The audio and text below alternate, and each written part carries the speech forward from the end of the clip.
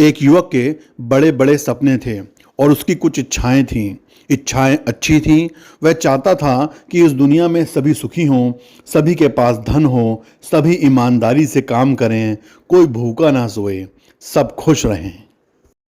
उसने सुना था कि हम जैसा सोचते हैं वैसा ही होता है और हमारी इच्छाओं को ये ब्रह्मांड, ये प्रकृति पूरा करती है।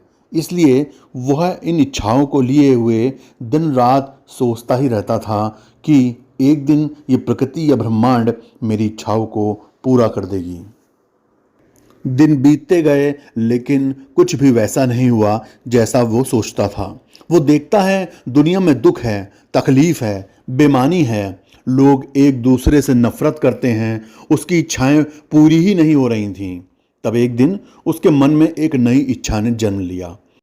उसने सोचा, मैं एक बड़ा हीरे और मोती का व्यापारी बन जाता हूँ, मैं एक बड़ा व्यापारी बनूंगा। इस इच्छा को लिए हुए वो रात दिन सोचता रहता था। वो सोचता था कहीं से मुझे हीरे मोती पड़े हुए मिल जाएं और मैं उनसे एक बड़ा व्यापार शुरू करूं। फिर सोचता कहीं से कोई सेठ आएगा और मुझे कोई हीरे मोती देकर जाएगा, वो मेरे व्यापार में सहायता भी करेगा, मैं एक बड़ा व्यापारी बन जाऊंगा और वह सेठ अपनी लड़की से मेरा विवाह कर देगा। तब मेरी जीवन में खुशियां ही खुशियां होंगी। ऐसी ही काल्पनिक सोच वो दिन रात बनाता रहता था, लेकिन होता कुछ नहीं था। जब उस युवक के पिता को ये पता चला कि उसका बेटा एक हीरा मोती का व्यापारी बनना चाहता है तो उन्हें बहुत खुशी हुई। उस पिता ने अपनी कुछ संपत्ति बेचकर उस बेटे को 3 हीरे और कुछ मोती दे दिए और कहा, बेटा, मैं जानता हूँ तुम हीरा मोती के व्यापारी बनना चाहते हो, मैं तुम्हारे लिए बहुत खुश हूँ। मैं अपनी आधी संपत्ति इस कार्य के लिए बेच दी है और ये 3 हीरे और मोती तुम्हारे लिए खरीदे हैं। इनसे तुम व्यापार शुरू करो, तुम सफल हो जाओगे, तब मुझे बहुत खुशी होगी।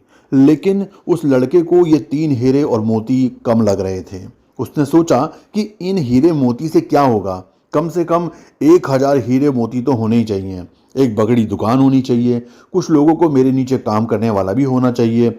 जब यही बात उसने अपने पिता को बताई तो उसके पिता ने कहा, बेटा, शुरुआत पहले कदम से होती है। हम कभी भी एक ही समय पर 1000 कदम नहीं चल सकते। पहला कदम, फिर उसके बाद दूसरा कदम, फिर तीसरा कदम, और ऐसे ही बढ़ते जाते हैं और रास्ता तय करते हुए मंजिल तक पहुंच जाते हैं। तुम इनसे व्यापार तो शुरू करो, बाकी सब अपने आप हो जाएगा। उस युवक ने व्यापार आरंभ किया और सोचने लगा कि मैं 1 माह में ही ऐसा व्यापार करूंगा कि बड़े बड़े व्यापारियों में मेरा नाम शामिल हो जाएगा।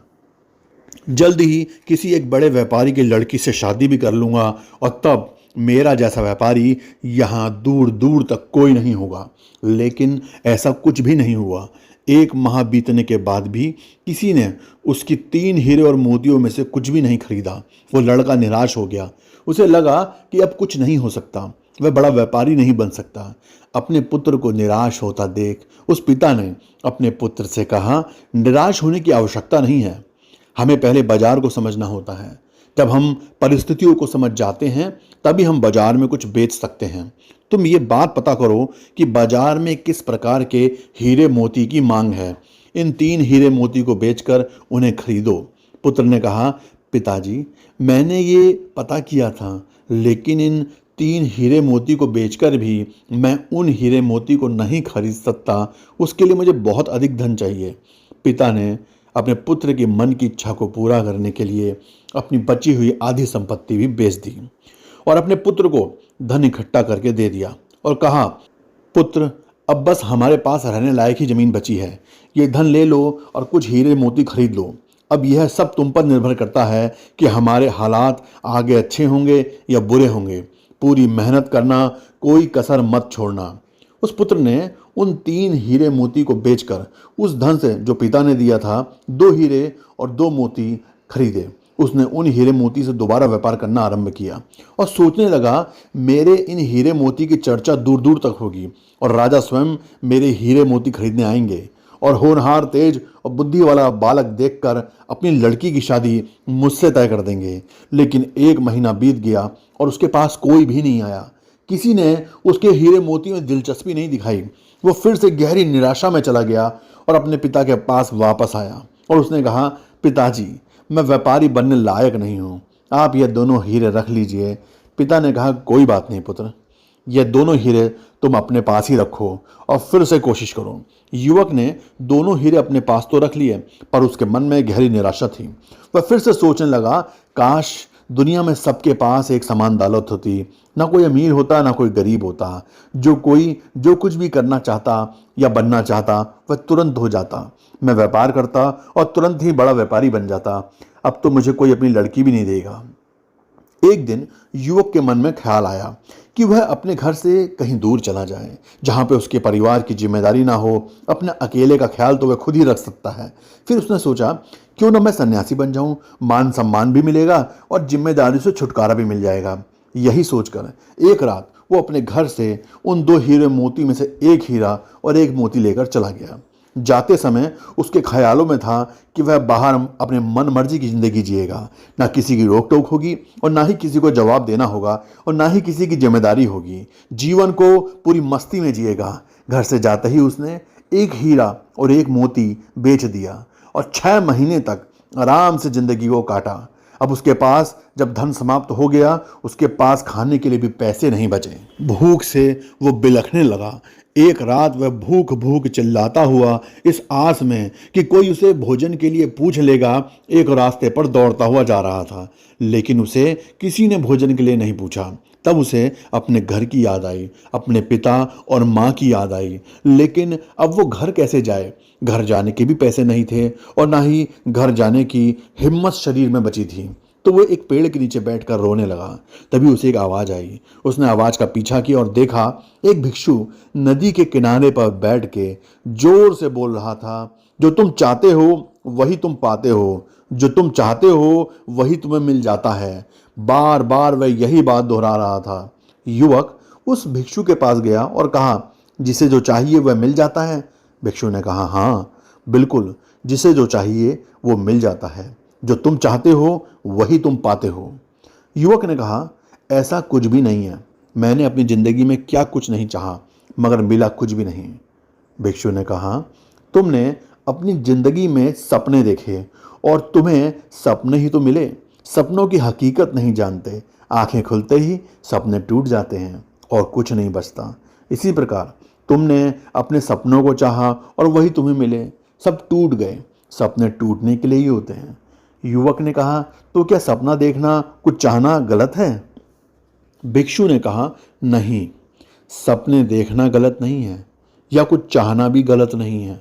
सपने वही देखो जिनको तुम पूरा कर सकते हो।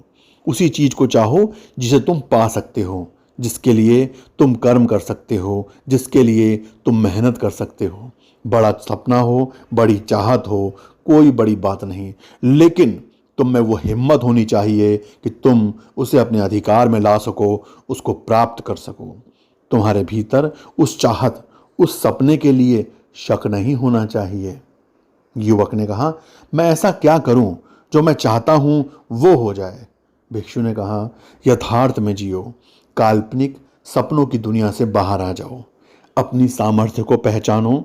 तुम मुझे बताओ, तुम क्या चाहते हो? युवक ने कहा, मैं हीरे और मोती का एक बड़ा व्यापारी बनना चाहता हूं। भिक्षु ने कहा, बस इतनी सी बात? ये काम तो बहुत आसान है और तुम बहुत आसानी से ये काम कर सकते हो। युवक ने कहा, आसानी से? पर कैसे? मैं तो यह करके देख चुका हूं, हर बार असफल हो जाता हूं। भिक्षु ने कहा, मैं तुम्हें एक हीरा और एक मोती देता हूं, इससे व्यापार आरंभ करो, सफलता अवश्य मिलेगी। अपना हाथ आगे करो। युवक ने अपना हाथ आगे कर दिया। भिक्षु ने उस युवक के हाथ पर कुछ रेत उठाकर रख दी और कहा, यह लो पहला हीरा। युवक ने कहा, यह हीरा कहाँ है? ये तो रेत है। आप मेरा पागल बना रहे हैं। भिक्षु ने कहा, यह रेत नहीं है, यह समय है और समय किसी के लिए नहीं रुकता। जैसे तुम अपना हाथ सीधा करते हो तो यह रेत नीचे गिर जाती है। समय ही वह हीरा है जिसका उपयोग करके तुम कुछ भी कर सकते हो। अनगिनत हीरे तुम बना सकते हो। समय जैसे हीरे को बर्बाद मत करना, इसका उपयोग करना। जिसने इस हीरे का इस्तेमाल अपनी जिंदगी में नहीं किया वो धूल में मिल गया। युवक ने कहा, मैंने अपने व्यापार में समय का ही उपयोग किया था, मगर मुझे कुछ भी नहीं मिला। हमेशा समय का उपयोग करने से कुछ नहीं मिलता। भिक्षु ने कहा, इसके लिए मैं तुम्हें एक मोती देता हूँ। और भिक्षु ने उस युवक के हाथ पर एक कंकड़ रख दिया और कहा, इसका उपयोग करके तुम अपने बुरे से बुरे समय में भी अपने सपने, अपनी चाहत को पूरा कर सकते हो। युवक ने कहा, ये क्या है? भिक्षु ने कहा, मोती धैर्य है, संयम है। अगर तुम समय रूपी हीरे से लाभ नहीं कमा रहे हो तो तुम्हें मोती रूपी धैर्य का प्रयोग करना चाहिए। जब मानव समय और धैर्य का भरपूर उपयोग करता है तब वह जो चाहता है वह पा सकता है। तुम एक बड़े व्यापारी बन सकते हो। इनका एक बार उपयोग करके देख लो। मैं तुम्हें विश्वास दिलाता हूँ, अवश्य ही जो तुम चाहते हो वह तुम्हें मिलेगा। युवक को बहुत भूख लग रही थी। भिक्षु ने अपनी झोली से कुछ भोजन उस युवक को खाने के लिए दिया, कुछ धन दिया और कहा, यह मेरे किसी काम का नहीं, तुम्हारे काम का है, तुम इसका इस्तेमाल कर सकते हो। युवक उस धन के सहारे अपने घर वापस लौटा। उसने अपने माता पिता से माफ़ी मांगी। पिता ने अभी तक वह एक हीरा और मोती संभाल के रख रखा था। युवक ने पिता से वह हीरा और मोती मांगा और फिर से व्यापार आरंभ किया। एक छोटा व्यापारी बनने में भी उसे 3 साल लग गए, लेकिन इस बार उसने समय के साथ धैर्य का इस्तेमाल किया। लेकिन अगले 2 साल में वो एक बड़ा व्यापारी बन गया। उसकी शादी भी हो गई, लेकिन एक गरीब घर की गरीब लड़की से, जो उसने खुद ही पसंद की थी। क्योंकि जिस पैसे के कारण वह शादी करना चाहता था, अब वह पैसा तो उसके पास बहुत था। हमारे जीवन में भी इच्छाएं तो कर लेते हैं, लेकिन उन्हें पूरा करने के लिए समय का उपयोग नहीं करते। ये हमारी इच्छाएं कुछ ऐसी होती हैं जो हमारे अधिकार क्षेत्र से बहुत बाहर की होती हैं। उन्हें अपने अधिकार क्षेत्र में लाना आसान नहीं होता है, लेकिन नामुमकिन भी नहीं होता। जैसे अभी कोई कहे कि इस दुनिया की सभी लोग ईमानदार हो जाएं, सुखी हो जाएं, तो क्या ऐसा हो सकता है? बिल्कुल नहीं हो सकता। लेकिन कोई व्यक्ति इसके लिए प्रयास करता है और अपने प्रयास से बहुत हद तक अपने सपने को साकार कर सकता है। तथागत गौतम बुद्ध खुद इसका उदाहरण है। पूरी दुनिया सुख से रहे, यही उनका प्रयास था, और जो भी उनकी शरण में आया उसके दुख हमेशा के लिए समाप्त हो गए। इस दुनिया के बहुत बड़े हिस्से पर उनका प्रभाव है, और वह इसलिए है क्योंकि उन्होंने अपने समय का सदुपयोग किया, भरपूर उपयोग किया और हमेशा धैर्य बनाए रखा। लेकिन हम तो कुछ सोचते हैं, उसके लिए प्रयास करते हैं, फिर हमें लगता है कि यह हमसे नहीं हो पाएगा और तुरंत ही उसे छोड़ देते हैं। तो फिर हमें लगता है कि हम अपने जीवन में कुछ भी नहीं कर सकते। लेकिन ऐसा नहीं है। जो आप चाहते हैं वह आपको अवश्य मिलता है। हमें अपने बुरे से बुरे समय में भी धैर्य और संयम का पालन करना चाहिए और अपने कर्तव्य पथ पर लगातार अग्रसारित रहना चाहिए। निश्चित रूप से हम अपने जीवन में सफलता जरूर प्राप्त करेंगे।